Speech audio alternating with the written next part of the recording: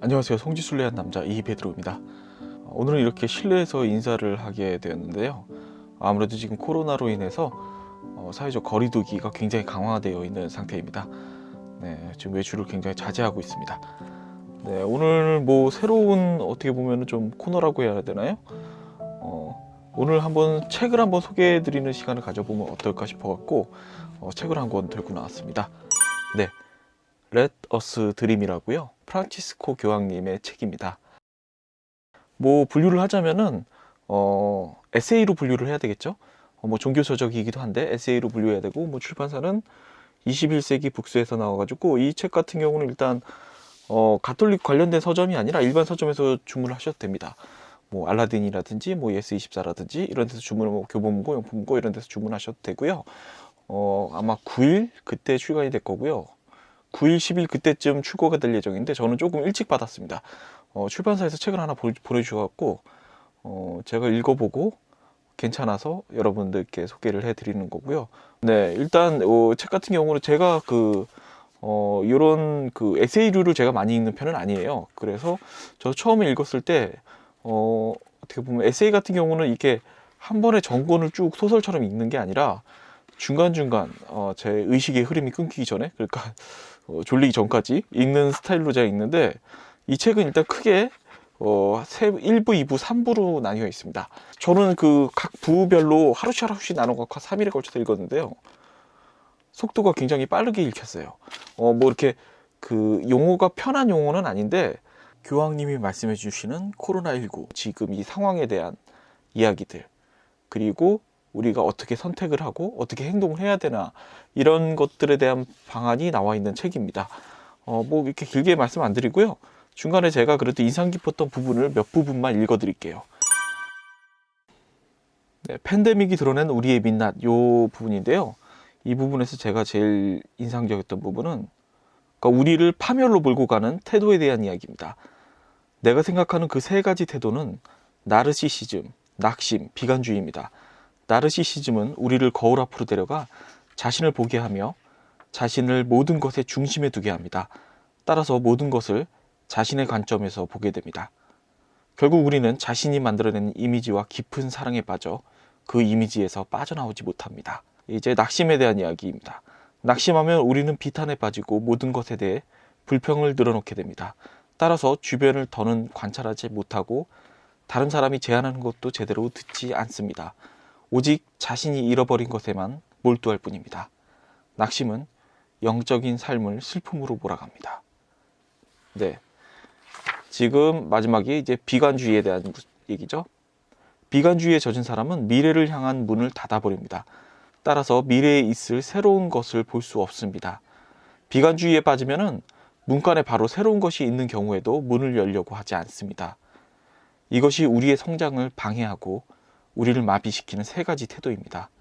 이런 태도는 더 나은 미래로 나아가려는 걸 막는 것에만 집중하게 되는 원인입니다. 네. 그리고 또 제가 읽어드린 부분. 이 부분은 이제 많은 교회가 코로나19에 대응하는 모습을 보고, 그리고 원격으로 피정을 시도하고, 전화와 태블릿 PC로 사람들과 접촉했고, 그리고 뭐 수십 명의 성악과 연주자가 집에서 노래를 한다든지, 뭐 여러 가지 모습들을 편집해서 동영상으로 제작하기도 했다. 그리고 이 책은 우리가 분명히 알고 있는 불편한 부분들에 대해서도 언급을 합니다. 사회적 거리두기에 대한 이야기입니다. 몇몇 집단은 사회적 거리두기를 거부하며 여행 제한 조치에 항의를 했습니다. 공익은 한 사람 한 사람의 이익을 모두 합친 것보다 훨씬 더 중요합니다. 그런 사람들은 조지 플로이드의 죽음에 항의하지도 않을 것이며, 판자촌 아이들이 제대로 교육을 받지도 못하고 깨끗한 물도 마시지 못하는 현실 때문에, 혹은 가족 모두가 수입원을 상실했다는 이유로 조직된 시위에는 참가하지도 않을 겁니다. 또 무기거래에 소비되는 엄청난 액수로 인류 전체를 먹일 수도 있고 모든 아이들을 학교에 보낼 수도 있다고 고발하는 시위에는 참가하지 않을 겁니다. 그들은 진실로 생명을 보호하려는 노력을 일종의 문화전쟁으로 바꾸어 왔습니다.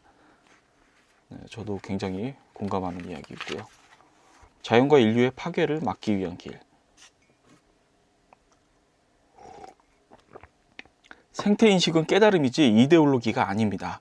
생태 체험을 이데올로기로 바꾸려는 녹색운동 단체들이 있지만 생태 인식은 그저 인식이고 깨달음이지 이데올로기가 아닙니다. 생태 인식은 인류의 운명에서 무엇이 위험에 처해 있는지를 스스로 깨닫고 자각하는 것입니다.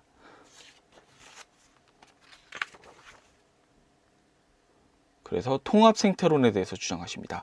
즉 자연을 돌보는 수준을 훨씬 넘어서서 우리가 자유로운 하느님의 피조물로서 서로 돌봐야 한다는 생태론을 제안하십니다.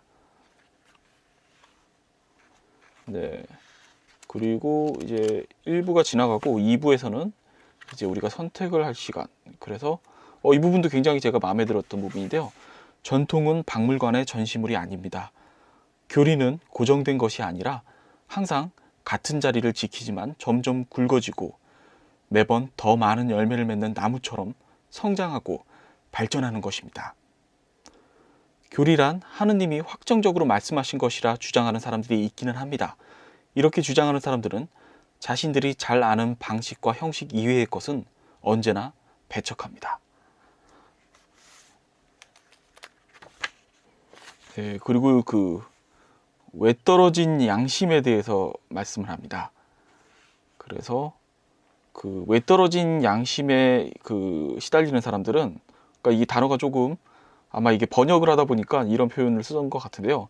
외떨어진 양심을 고집하는 가톨릭 신자들에게는 교회와 주교, 교황까지 비난할 이유가 부족하지가 않습니다. 교회가 교회답지도 못하고 교회가 과거와 달라졌다고도 비난합니다. 이런 식으로 그들은 하느님의 백성으로서 미래를 향한 전진을 거부하고 외면합니다. 그리스도의 몸과 교감하며 이 세상에 복음을 전파하는 위대한 과업에 몸을 내던지지는 않고 순수주의자 혹은 진리의 수호자를 자처하는 자신들만의 무리에서 웅크리고 있을 뿐입니다. 한 두 부분만 더 읽어드릴게요. 네, 이 부분은 지금 2019년 10월에 열린 아마조니아에 대한 시노드 그 부분에 대한 이야기입니다. 이게 뭐냐면은 제가 읽어드리면은 어떤 부분인지 알 거예요. 저도 이 부분을 읽고서 제가 몰랐던 부분을 알게 되었어요. 아마조니아를 주제로 한 시노드는 아마존 우림 지역과 그곳 부족들에게 닥친 문제, 특히 우림 지역의 파괴와 원주민 지도자들의 살해, 원주민들의 소외를 집중적으로 다루기 위해서 개최된 것입니다. 물론 그곳에 세워진 교회가 겪는 어려움도 논제 중에 하나였습니다. 하지만 언론계와 그 주변 사람들은 다시 공동 합의 과정 전체를 교회가 자발적으로 기혼 남성, 이른바 비리 프로바티를 사제로 서품해야 하느냐를 쟁점으로 축소해버렸습니다. 하지만 그 문제는 30쪽으로 이루어진 예비 문서에서 단 3줄만을 차지할 뿐입니다. 저도 아마조니아에 대한 시노드가 이 부분이 쟁점인 줄 알았거든요. 비리 프로바티, 신앙이 검증된 기혼 남성, 이게 열렸던 시노드에 대한 어떻게 보면 핵심이라고 생각했어요. 근데 우리가 언론이라든지 그런 데서 정말 이런 거 물타기라고 하죠. 엉뚱한 부분을 오히려 강조해버렸던 사례가 아닐까 싶어요.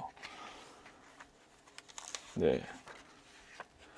그리고 이 부분이 제가 마지막으로 읽어드릴 부분입니다. 네, 바벨탑에 대한 이야기가 나옵니다. 우리 창세기에 나왔던요, 바벨탑. 그러니까 탑을 쌓는데 엄청나게 많은 벽돌이 필요했고 그 벽돌을 만드는데도 많은 비용을 들여야만 했습니다. 벽돌이 하나라도 떨어지면 엄청난 비극이 뒤따랐습니다. 모든 작업이 중단되고 벽돌을 만드는데 태만한 일꾼은 본보기로 심한 매질을 당했습니다. 그러나 일꾼 하나가 죽으면 어떻게 되었을까요? 작업은 중단 없이 계속되었습니다. 벽돌과 노동자 중 어떤 것이 더 소중했을까요? 끝없이 탑을 올리던 상황에서 어떤 것이 소모성 잉여물로 여겨졌을까요? 요즘에는 어떻습니까? 주된 기업의 점유율이 조금만 떨어져도 뉴스거리가 됩니다. 전문가들은 그 현상이 무엇을 뜻하는지 끝없이 언급하고 또 언급합니다. 그러나 노숙자가 텅 빈 호텔의 뒷골목에서 동사한 채 발견되거나 많은 사람들이 굶주려도 그 현상에 주목하는 사람은 거의 없습니다. 설령 그 소식이 뉴스로 소개되었더라도 우리는 안타깝다고 고개를 저으며 자신의 일을 계속할 뿐 마땅한 해결책을 찾으려 하지 않습니다. 네, 이러면서 이 책의 마무리는 그 정치에 대한 이야기가 또 나옵니다. 그러니까 우리 정치인들이 지금 코로나19가 지난 이후에는 어떤 식의 정치를 해야 되고 세상이 어떻게 변해야 할 것인가에 대한 이야기를 하고 있습니다. 오늘 이렇게 어떻게 보면은 저한테는 굉장히 낯선 소재였는데요. 지금 영상 편집하면 잘 나올지 모르겠습니다. 어쨌든 오늘 이렇게 레더스트림 책을 소개해드렸고요. 네, 앞으로도 뭐 이렇게 가톨릭 서적을 소개해드리는 시간을 계속 가질지는 모르겠는데 이번에 그 소개해드리고 조회수를 봐갖고 판단하려고 합니다. 뭐 어떻게 마무리를 해야 될지 지금 잘 모르겠는데요. 코로나19로 인해서 우리의 행동 반경이 굉장히 좁아져 있습니다. 이럴 때 집에서 가톨릭 서적 한 권 사서 주말이라든지 아니면 일과 이후라든지 읽어보시는 것도 좋은 기회가 아닐까 생각을 합니다. 네, 그러면은 다음번에도 이렇게 책을 소개해 드릴 수 있는 시간이 계속되기를 기원하면서 말을 계속 버벅거리네요. 이게 대본 없이 하는 거거든요. 네, 어쨌든 오늘 영상은 이걸로 마무리하도록 하겠습니다. 감사합니다.